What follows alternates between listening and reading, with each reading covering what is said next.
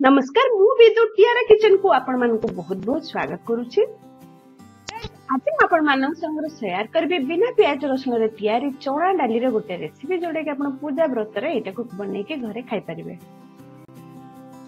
Recipe तो हम start करबा ता पूर्व चलंत ना आज जाय जदि मो चैनल को सब्सक्राइब करि नांती जल्दी जल्दी सब्सक्राइब करि नियंतु। पाखरे थिबा छोट बेल आइकन को प्रेस करि नियंतु। या द्वारा मो जते बळे नुवा नुवा वीडियो किछि अपलोड करबे आपण माने जानि परिबे। चलंतु प्रथम स्टेप जिबा। एठी 5 मुठा चना डाली की मु 2 आवर्स भिजाई कर रखिछि। एठी गोटे आळू को भलो भाबरे चोपा छडी एही परि भाबरे काटि नेछि। घिओ नेछि, अदा नेछि, एठी मगज नेछि, काजू नेछि, टमाटो नेछि, सुखला लंका नेछि, स्वाद अनुसार लूण नेछि, हल्दी गुंड नेछि, धनिया जीरा नेछि, कसुरी मेथी, दालचीनी, इलायची गुंड नेछि, पोस्तो नेछि, पंच फुटण आ सुखला लंका नेछि, तेजपत्र मध्य नेछि। पेस्ट बनै नबा। एठी सुखला लंका भिजै रखितली ताकू पकै नबा। अदा खंड पकै नबा। एठी गोटा धनिया जीरा पकै नबा।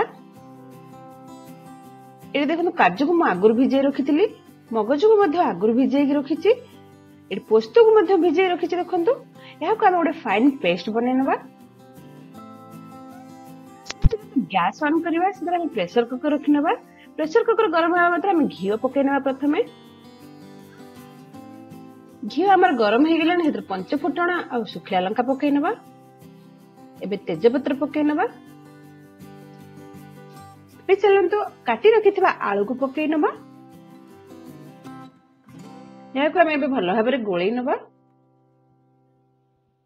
एही परि भाबरे देखंतु एबे जो बाटी रखितले पेस्ट पकै नबा।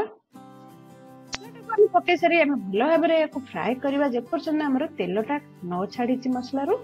एबे स्वाद अनुसार लूण पकै नबा, हल्दी गुंड मध्ये पकै नबा।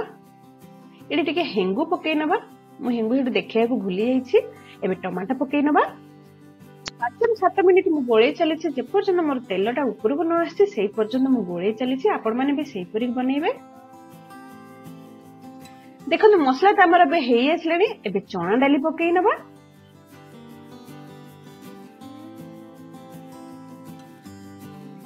चना डाली पकै सला पर हम एहा को भाजी चलीबा। एडी 2 ରୁ 3 मिनिट भाजी चलीबा। लो फ्लेम एट यूज करबे। एबे हमें पानी दे दबा। आपनकर किते ग्रेवी दरकार से हिसाब रे पानी देबे। देखंतु एही परि भाबरे। एबे देखंतु कसुरी मेथी, दालचीनी गुंड आ इलायची गुंड पकै नबा। एबे कवर कर नबा। कवर करी 2टी हुइसिल दे दबा। देखो हमर 2टी हुइसिल तो हेई आसलानी। एहा को कूल करिया को रखि नबा। हमें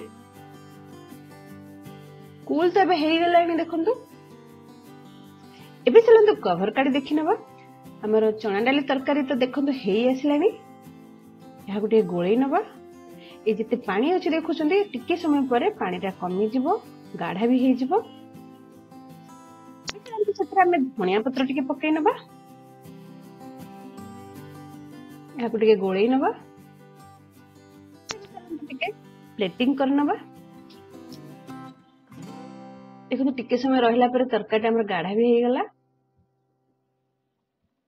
ए धनिया पत्र टिके गार्निशिंग कर नबा। फ्रेंड्स हमर चना डाली तरकारी तो रेडी हो गला। एहा को अपन पूजा पर्व रे बनातु। पूरी, परोटा, रोटी आउ अरुआ राइस रे खाया पई ए तरकारी बहुत भल लागे। आपण माने तरकारी रे लिंक को लाइक करंतु, बहुत बहुत शेयर करंतु। Keep supporting. Thanks for watching. Happy cooking.